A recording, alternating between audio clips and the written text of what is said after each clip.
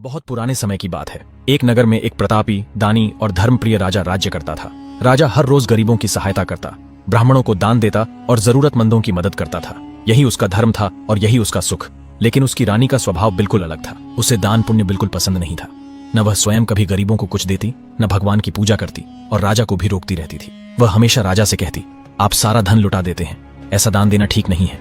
एक दिन राजा शिकार खेलने जंगल चले गए और रानी महल में अकेली रह गई। उसी समय बृहस्पति देव साधु वेश धारण करके महल में भिक्षा मांगने पहुंचे।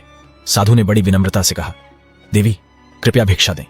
लेकिन रानी क्रोध में बोली, हे साधु महाराज, मैं इस दान पुण्य से बहुत परेशान हो चुकी हूँ। मेरा पति लगातार धन बांटता रहता है। मेरी तो इच्छा है कि यह धन ही नष्ट हो जाए, फिर न रहेगा बांस न बजेगी बांसुरी। साधु आश्चर्य में पड़ गए।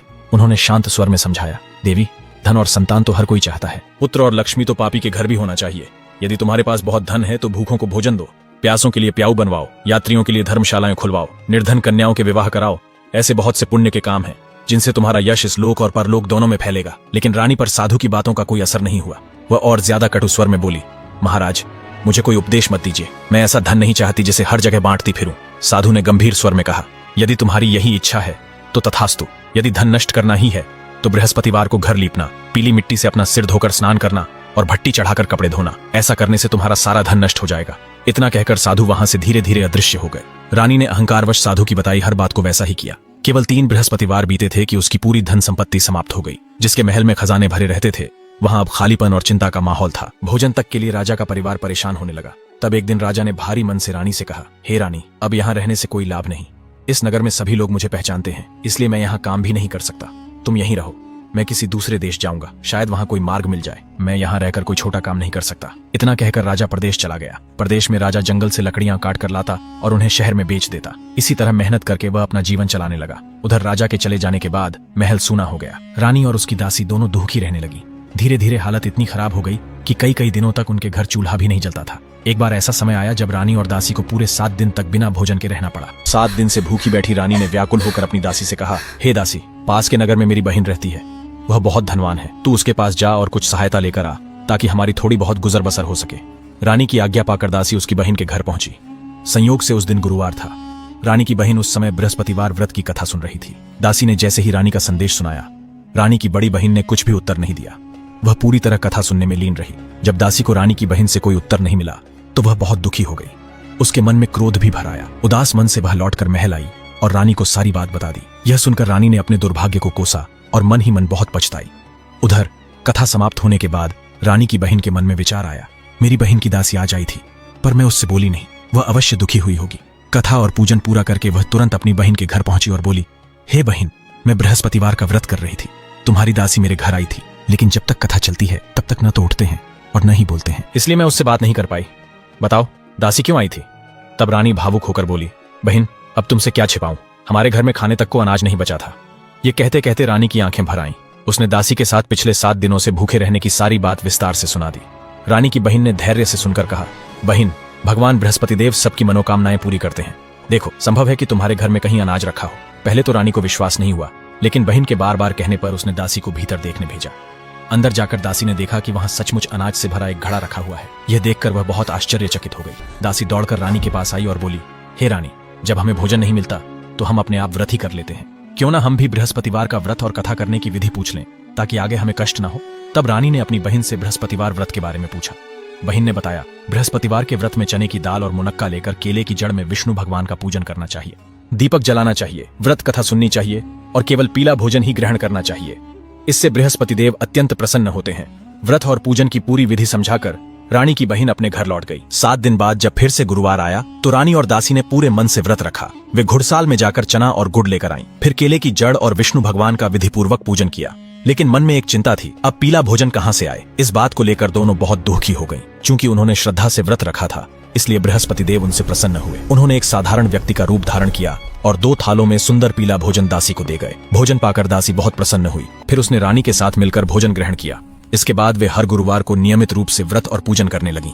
बृहस्पति भगवान की कृपा से उनके घर में फिर से धन संपत्ति आने लगी। लेकिन दुर्भाग्यवश कुछ समय बाद रानी फिर से पहले की तरह आलसी और लापरवाह होने लगी। तब दासी बोली, देखो रानी, तुम पहले भी इसी तरह आलस्य करती थी। तुम्हें धन संभाल कर रखने में कष्ट होता था, इसलिए सारा धन नष्ट हो गया था। अब जब भगवान बृहस्पति की कृपा से फिर से धन मिला है तो तुम्हें फिर आलस्य सूझ रहा है। बड़ी मुसीबतों और कष्टों के बाद हमने यह धन पाया है, इसलिए हमें दान पुण्य करना चाहिए, भूखे मनुष्यों को भोजन कराना चाहिए और धन को शुभ कार्यों में लगाना चाहिए, ताकि तुम्हारे कुल का यश बढ़े, स्वर्ग की प्राप्ति हो और पितृ प्रसन्न हो।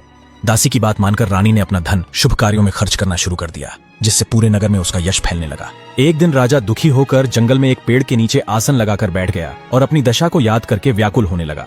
वह दिन बृहस्पतिवार का था। अचानक उस निर्जन वन में एक साधु प्रकट हुआ। वह साधु वेश में स्वयं बृहस्पति देवता थे।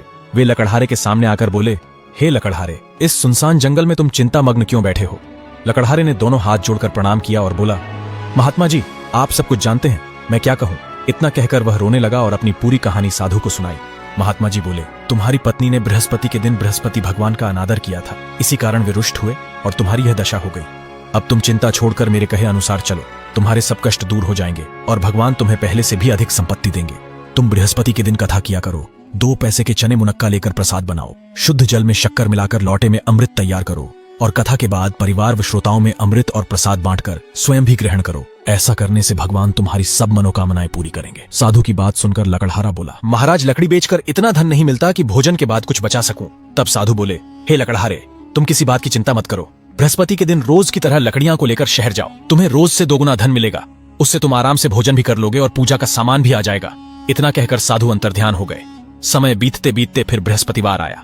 लकड़हारा जंगल से लकड़ी काटकर शहर गया और सचमुच उसे उस दिन बाकी दिनों से अधिक धन मिला। राजा ने चना गुड़ आदि लाकर गुरुवार का व्रत किया। उस दिन से उसके सभी क्लेश दूर हो गए, परंतु जब दोबारा गुरुवार का दिन आया तो वह बृहस्पतिवार का व्रत करना भूल गया। इस कारण बृहस्पति भगवान नाराज हो गए। उसी दिन उस नगर के राजा ने विशाल यज्ञ का आयोजन किया और शहर में यह घोषणा करवा दी कि कोई भी मनुष्य अपने घर में भोजन न बनाए, न आग जलाए, समस्त जनता मेरे यहाँ भोजन करने आए। इस आज्ञा को जो नहीं मानेगा उसे फांसी की सजा दी जाएगी। इस तरह की घोषणा संपूर्ण नगर में करवा दी गई। राजा की आज्ञानुसार शहर के सभी लोग भोजन करने गए, लेकिन लकड़हारा कुछ देर से पहुंचा, इसलिए राजा उसे अपने साथ घर ले गए और भोजन करा रहे थे। तभी रानी की दृष्टि उस खूंटी पर पड़ी जिस पर उसका हार लटका हुआ था। वह वहां दिखाई नहीं दिया। रानी ने निश्चय किया कि मेरा हार इस मनुष्य ने चुरा लिया है। उसी समय सिपाहियों को बुलाकर उसे कारागार में डलवा दिया। जब लकड़हारा कारागार में पहुंचा तो बहुत दुखी होकर विचार करने लगा कि न जाने किस पूर्व जन्म के कर्म से मुझे यह दुख प्राप्त हुआ है, और उसी साधु को याद करने लगा जो जंगल में मिला था। उसी समय तत्काल बृहस्पति देव साधु के रूप में प्रकट हुए और उसकी दशा देखकर कहने लगे, अरे मूर्ख, तूने बृहस्पति देव की कथा नहीं की, इस कारण तुझे दुख प्राप्त हुआ है। अब चिंता मत कर, बृहस्पतिवार के दिन कारागार के दरवाजे पर 4 पैसे पड़े मिलेंगे, उनसे तू बृहस्पति देव की पूजा करना, तेरे सभी कष्ट दूर हो जाएंगे। बृहस्पति के दिन उसे सचमुच 4 पैसे मिले। लकड़हारे ने कथा कही। उसी रात्रि बृहस्पति देव ने उस नगर के राजा को स्वप्न में कहा, हे राजा, तुमने जिस आदमी को कारागार में बंद कर दिया है वह निर्दोष है, वह सच्चा है, उसे छोड़ दो। रानी का हार उसी खूंटी पर लटका है। यदि तुम ऐसा नहीं करोगे तो मैं तुम्हारे राज्य को नष्ट कर दूंगा। स्वप्न देखकर राजा प्रातःकाल उठा और खूंटी पर हार देखकर लकड़हारे को बुलाया, उससे क्षमा मांगी तथा उसे योग्य सुंदर वस्त्र आभूषण देकर विदा कर दिया। बृहस्पति देव की आज्ञा के अनुसार लकड़हारा अपने नगर को चल दिया। राजा जब अपने नगर के निकट पहुंचा तो उसे बड़ा आश्चर्य हुआ। नगर में पहले से अधिक बाग, तालाब, कुएं तथा बहुत सी धर्मशालाएं और मंदिर आदि बन गए थे। राजा ने पूछा, ये किसके बाग और धर्मशालाएं हैं? तब नगर के सब लोग कहने लगे, ये सब रानी और बांदी के हैं। ये सुनकर राजा को आश्चर्य भी हुआ और गुस्सा भी आया। जब रानी ने यह खबर सुनी कि राजा आ रहे हैं तो उन्होंने बांदी से कहा, हे दासी, देख, राजा हमें कितनी बुरी हालत में छोड़ गए थे। हमारी ऐसी हालत देखकर कहीं वह लौट न जाए, इसलिए तू दरवाजे पर खड़ी हो जा। आज्ञानुसार दासी दरवाजे पर खड़ी हो गई। राजा आए तो वह उन्हें अपने साथ भीतर ले आई। तब राजा ने क्रोध करके अपनी रानी से पूछा कि यह धन तुम्हें कैसे प्राप्त हुआ है? रानी ने कहा, हमें यह सब धन बृहस्पति देव के व्रत के प्रभाव से प्राप्त हुआ है। बृहस्पति भगवान की कृपा को देखकर राजा ने निश्चय किया कि 7 दिन बाद तो सभी बृहस्पति देव का पूजन करते हैं, परंतु मैं प्रतिदिन दिन में 3 बार कहानी कहूंगा तथा रोज व्रत किया करूंगा।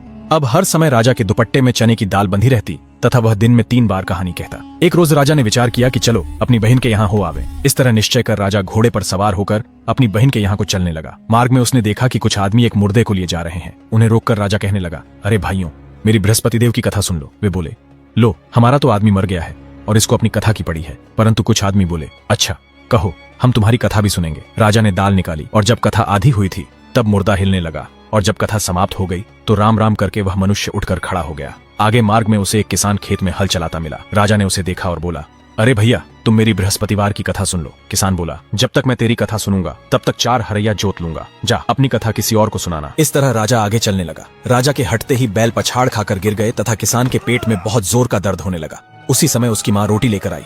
उसने जब यह देखा तो अपने पुत्र से सब हाल पूछा और बेटे ने सभी हाल कह दिया। तब बुढ़िया दौड़ी दौड़ी उस घुड़सवार के पास गई और बोली, मैं तेरी कथा सुनूंगी, तू अपनी कथा मेरे खेत पर चलकर ही कहना। राजा बुढ़िया के खेत पर गया और उसने कथा कही, जिसके सुनते ही बैल उठ खड़े हुए तथा किसान के पेट का दर्द भी बंद हो गया। राजा अपनी बहन के घर पहुंचा। बहन ने भाई की खूब मेहमानी की। दूसरे रोज प्रातःकाल राजा जगा तो उसने देखा कि सब लोग भोजन कर रहे हैं। राजा ने अपनी बहन से कहा, ऐसा कोई मनुष्य है जिसने भोजन नहीं किया हो? मेरी बृहस्पतिवार की कथा सुन ले। बहन बोली, हे भैया, ये देश ऐसा ही है कि पहले यहाँ लोग भोजन करते हैं, बाद में अन्य काम करते हैं। अगर कोई पड़ोस में हो तो देख आऊं। वह ऐसा कहकर देखने चली गई, परंतु उसे कोई ऐसा व्यक्ति नहीं मिला जिसने भोजन न किया हो। अतः वह एक कुम्हार के घर गई जिसका लड़का बीमार था। उसे मालूम हुआ कि उनके यहाँ 3 रोज से किसी ने भोजन नहीं किया है। रानी ने अपने भाई की कथा सुनने के लिए कुम्हार से कहा। वह तैयार हो गया। राजा ने जाकर बृहस्पतिवार की कथा कही, जिसको सुनकर उसका लड़का ठीक हो गया। अब तो राजा की प्रशंसा होने लगी। एक रोज राजा ने अपनी बहन से कहा कि हे बहन, हम अपने घर जाएंगे, तुम भी तैयार हो जाओ। राजा की बहन ने अपनी सास से कहा। सास ने कहा, हाँ चली जा, परंतु अपने लड़कों को मत ले जाना, क्योंकि तेरे भाई की कोई औलाद नहीं है। बहन ने अपने भैया से कहा, हे भैया, मैं तो चलूंगी, पर कोई बालक नहीं जाएगा। राजा बोला, जब कोई बालक नहीं चलेगा तब तुम ही क्या करोगी? बड़े दुखी मन से राजा अपने नगर को लौट आया। राजा ने अपनी रानी से कहा, हम निर्वंशी हैं, हमारा मुंह देखने का धर्म नहीं है, और उसने कुछ भोजन आदि नहीं किया। रानी बोली, हे प्रभु, बृहस्पति देव ने हमें सब कुछ दिया है, वे हमें औलाद अवश्य देंगे। उसी रात बृहस्पति देव ने राजा से स्वप्न में कहा, हे राजा, उठ, सभी चिंताएं त्याग दे, तेरी रानी गर्भवती है। यह बात सुनकर राजा को बड़ी खुशी हुई। 9वें महीने में उसके गर्भ से एक सुंदर पुत्र पैदा हुआ। तब राजा बोला, हे रानी, स्त्री बिना भोजन के रह सकती है, पर बिना कहे नहीं रह सकती। जब मेरी बहन आए तुम उससे कुछ कहना मत। रानी ने सुनकर हाँ कर दिया। जब राजा की बहन ने यह शुभ समाचार सुना तो वह बहुत खुश हुई तथा बधाई लेकर अपने भाई के यहाँ आई। तभी रानी ने कहा, घोड़ा चढ़कर तो नहीं आई, गड्ढे पर चढ़कर आई। यह सुनकर राजा की बहन बोली, भाभी, मैं अगर उस दिन उस प्रकार न कहती तो तुम्हें बुरा नहीं लगता, और तुम्हें औलाद कैसे मिलती? अर्थात जब मैंने उस दिन वह कथन कहा तभी आपको औलाद की कमी का अनुभव हुआ, और आपने बृहस्पति भगवान की शरण ली, जिनकी कृपा से तुम्हें पुत्र की प्राप्ति हुई। जो भक्त इस कथा को श्रद्धा और भाव से सुने, उसकी हर मनोकामना पूर्ण होती है और उस पर बृहस्पति भगवान की कृपा बनी रहती है। हमारी आपसे बस इतनी ही आशा है कि आप चैनल को सब्सक्राइब करें और कमेंट में यह जरूर बताएं कि आपको यह कथा कैसी लगी।